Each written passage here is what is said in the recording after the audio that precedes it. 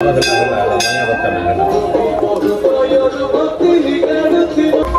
ভিড় হইনা তুই রাত্রি কি হেবি ভিড় হবে না।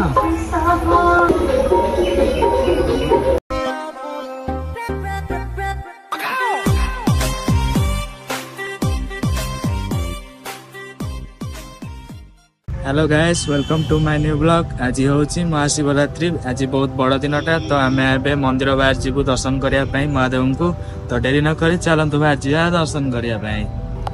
देखी पारे आम 3 जन बाहरी पलैसु मंदिर। अल्प बाट रहा चल चल जाऊँ फास्ट दर्शन करवा। तो जल्दी चल दर्शन करिया।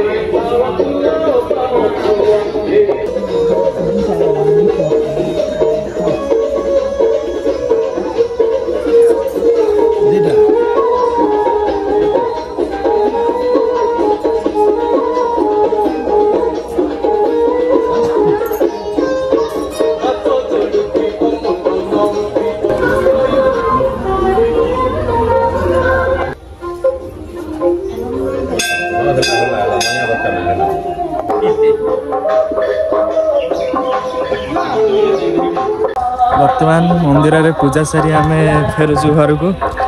तो एबे आ किसी काम नहीं। एबे पलैबा घर को। राति महादीप उठला आसवा मंदिर।